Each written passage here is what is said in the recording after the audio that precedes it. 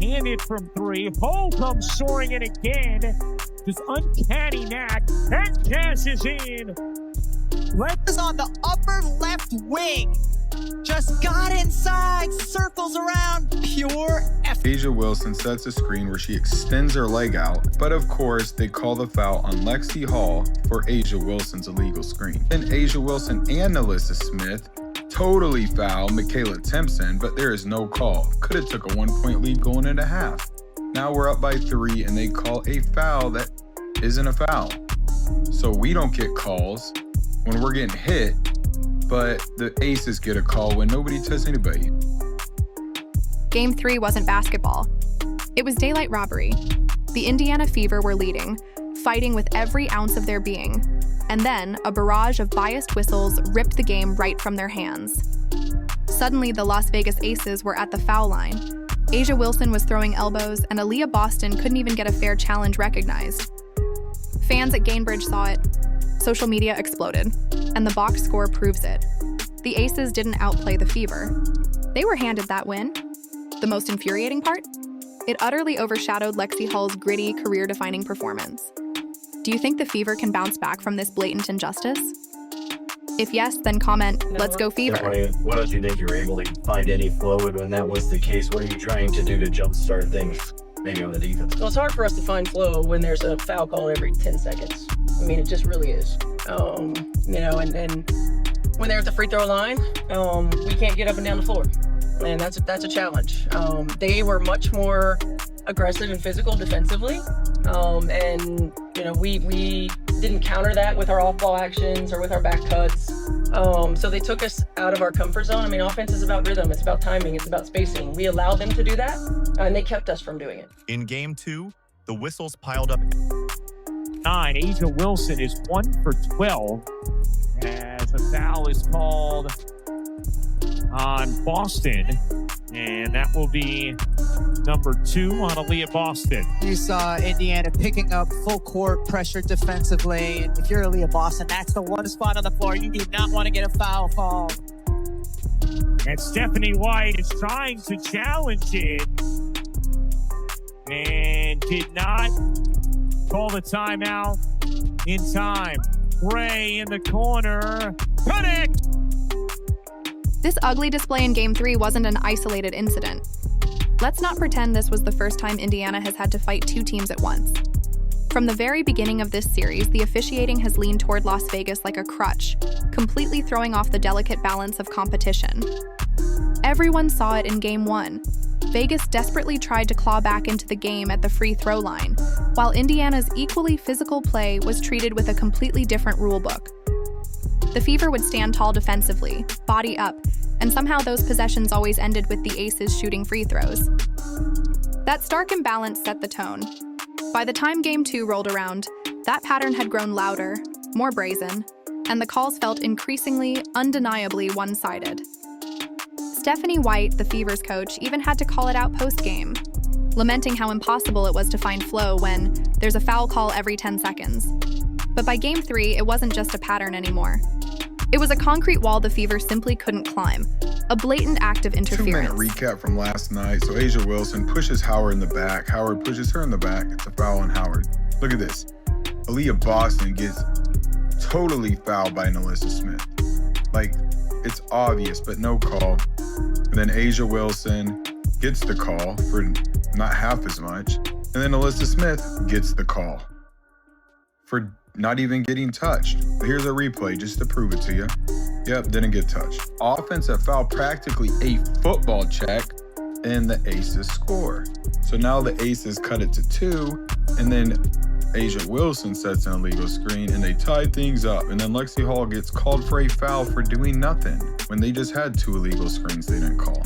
All right, so this is fair. Same thing happens on the other side, but they don't call a foul for Kelsey Mitchell. So Aliyah Boston gets called for this foul for getting her arm grabbed, but Stephanie White can't challenge. They won't let her. That's the second time this game they didn't let her have her challenge.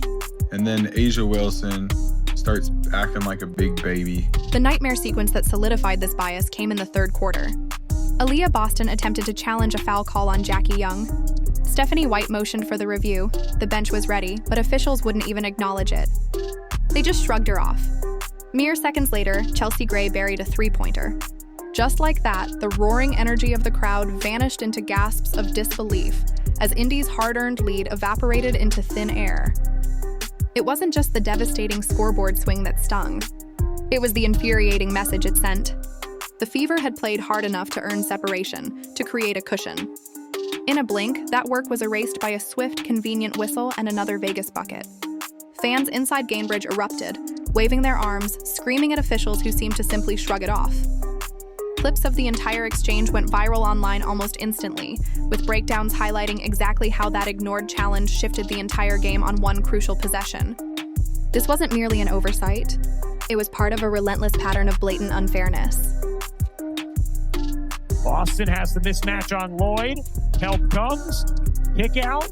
Hull will fire. And hit from three. Last two positions inside from Indiana. Smith tied up by Hull, and a jump ball between Smith and Hull. She played through visible pain and still put together a box score that looked like it belonged to a healthy star. On the left side of the floor, just a clear out, letting Jackie Young go to work. Jackie Young with 17 points. Boston to the corner. Hull catch, fire, and hit. Correct call. Evans dishes. Gray whips a pass inside. What a denial from Lexie Hull. The Hull able to save the play. 12-point game, a little under 2.5 to go. Hull hits Indiana's first field goal of the quarter. Those same viral videos didn't stop at the ignored challenge. They meticulously showcased a relentless string of flops, cheap pushes, and constant elbows from the aces that barely drew a glance from the officials. A'ja Wilson could throw her shoulder into Boston with impunity. Fever defenders were tossed onto the court without a whistle, and flailing arms suddenly became legitimate defense, as long as you wore a Vegas jersey. Meanwhile, every bit of contact, every aggressive move from Indiana was treated like a crime scene. The result wasn't momentum created by superior talent or strategy. It was momentum explicitly handed over by referees holding their whistles like weapons. A Vegas offensive player could commit what was practically a football-style check, and the aces would still score. Wilson could set an illegal screen, and Lexie Hull would get called for the foul. Aliyah Boston would get her arm grabbed, and Stephanie White couldn't even challenge it. This wasn't officiating. It was outright manipulation. Yet amidst this blatant theft, one player burned brighter than any star. Back to Hull, wide open three is good. The floor that she wants, doesn't it? It does. Mitchell, cut it. Here's Mitchell. Mitchell, one more. You bet.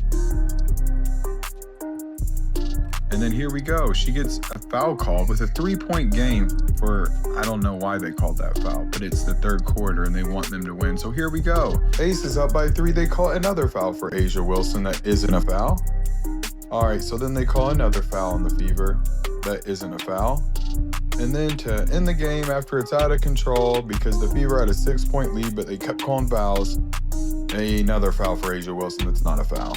Ball don't lie, A'ja missed 11 shots in a row during this game. While such outright bias might have crushed the morale of a lesser group, one Fever player decided this game wouldn't just be remembered for bad calls. Lexie Hull made sure of it. How often do you witness a player who probably shouldn't even be on the court nearly change the direction of an entire playoff series? That's what made Lexie Hull the undisputed headline of Game 3. She wasn't supposed to be out there at all. After aggravating her back in the opening game, she came into Friday listed as highly questionable. Her practice was severely limited, her movements looked stiff even in warm-ups, and most fans weren't expecting much. But instead of simply logging a few minutes to give her teammates a breather, Hull turned her night into something Fever fans will remember long after this series ends. She played through visible, agonizing pain and still put together a box score that looked like it belonged to a perfectly healthy superstar. 16 points, 10 rebounds, 4 assists, 2 blocks, and a steal. She did it while shooting an incredible 6 of 10 from the field, including 3 crucial triples that felt like lifelines every time Vegas tried to edge in front. Those 3-pointers mattered even more because they tied her with a franchise playoff record across 2 games, 8 total, a feat few would have predicted from her given her injury status. What was most impressive wasn't just the numbers, but the sheer defiant way she earned them. Every loose ball, every scrambled rebound, she seemed to throw her body into plays that most injured players would, understandably, avoid. There were moments when the camera caught her face twisted with discomfort, yet she still boxed out frontline players, chased down rebounds that should have easily gone to taller aces, diving onto the hardwood, wrestling for boards, and then somehow gathering herself to knock down crucial shots. Her performance gave the Fever bursts of life every single time the officiating tried to deflate them. Even when the aces were being repeatedly rewarded at the stripe, Hull gave Indiana a fighting chance simply by refusing to let possessions die.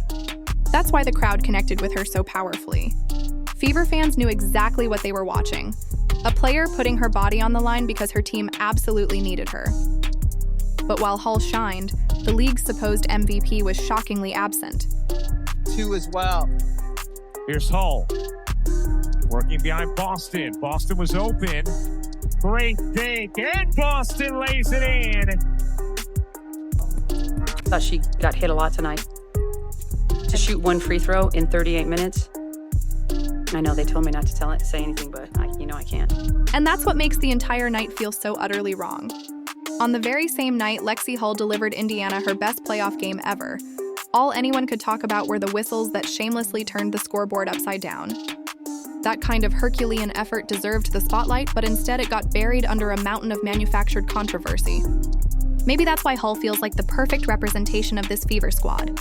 Beaten down, constantly underestimated, but absolutely refusing to give in. And if she was the picture of grit, then what does it say about Vegas that their biggest star barely showed up at all? Imagine being the face of the league, an MVP candidate, and going nearly 3 quarters without hitting a single basket. That was A'ja Wilson in Game 3. She opened the night with a 3-pointer that looked like a preview of dominance, but then the shots simply stopped falling. By halftime, she was an astonishing 1 for 11 from the field, finishing the night at a paltry 6 for 20. That's 13 points on 20 attempts, which isn't just subpar by her sky-high standards. It's flat-out bad for any starting player in the WNBA playoffs. Instead of bullying inside the paint or setting the tone she's known for, she drifted outward, settled for contested fadeaways, and looked visibly frustrated as Aliyah Boston relentlessly forced her into uncomfortable shots over and over again. Despite her struggles, the media narrative spun a different tale. Sims, hoist, short. Look at Hull coming screaming in for the rebound. Boston trying to body Wilson, and does. Sims back to Boston, going back to work and dropping it in. An aggressive and effective Aliyah Boston. Here's Boston back to Hull. Sets herself up. Mitchell is free, playing it in. Been a while since Mitchell has gotten a shot attempt. Mitchell will get one here. It's in. Despite A'ja Wilson's shocking struggles, Vegas still walked away winners. That's the part that truly grates on fans. The Aces didn't need their superstar to play like herself because everything else kept inexplicably breaking their way.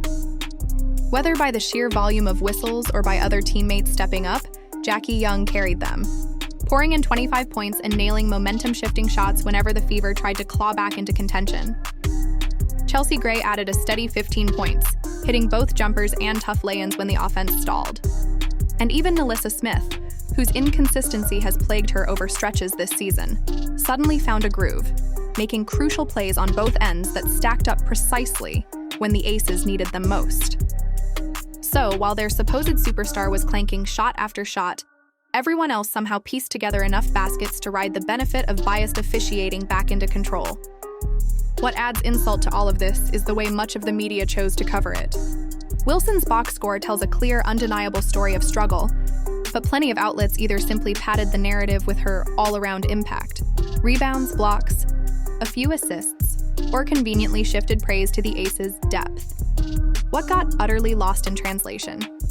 The real reason she was so ineffective in the first place, Aliyah Boston was hounding her every possession, denying her easy space and forcing her into the types of awkward, off-balance shots that make efficiency impossible for even the greatest players. When a league MVP shoots 30% on 20 attempts, that's far more than just an off night. That's elite one-on-one defense that deserves profound recognition. At the same time, Wilson still managed to affect the game physically, just not in ways that earned respect. There were constant elbows underneath, undercuts on box outs, and long arms thrown carelessly into Indiana players that almost never drew a whistle. And the Aces kept benefiting. Becky Hammond even had the audacity to complain afterward that Wilson got hit too often, pointing out her single free throw attempt in 38 minutes. But the irony in that statement is simple. This is the same Vegas team that lived at the foul line across all 3 games of the series. When you're consistently sitting on more freebies than your opponent all series long, crying about calls rings hollow, empty, and utterly unconvincing. The truth is, Indiana bottled up A'ja Wilson. They did the job you're supposed to do against the league's best player, and they still ended up losing because whistles mysteriously softened the blow. That's what makes the Aces' win feel so utterly hollow. Instead of their star showcasing why she's the best, she was saved by questionable officiating and teammates who bailed her out. That's not a statement victory. It's a protected escape. All of this builds to a final explosive showdown. On this first half, Young attacking and denied. Simpson on the block.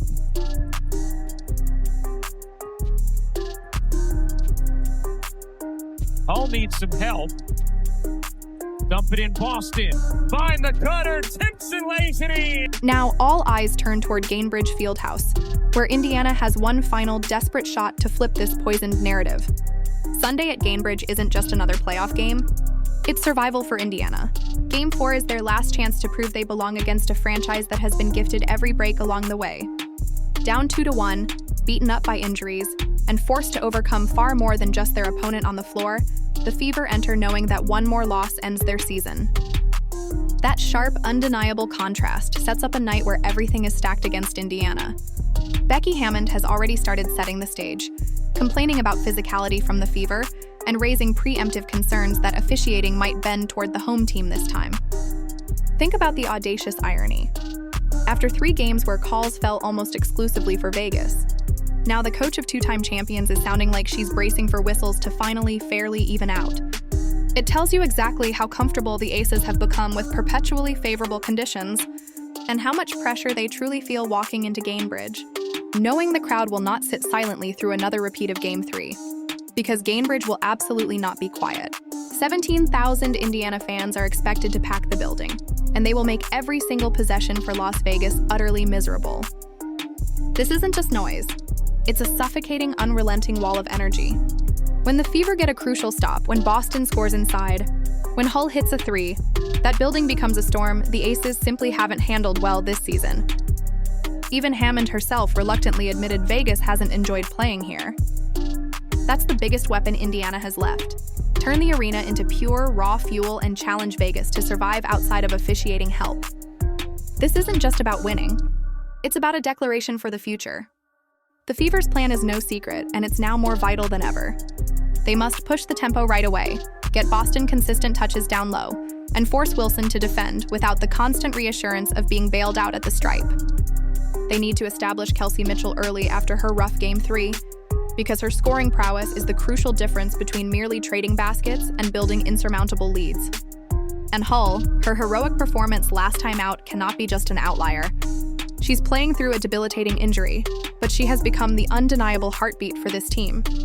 Carrying that momentum again would swing not just the scoreboard, but the entire spirit of the roster.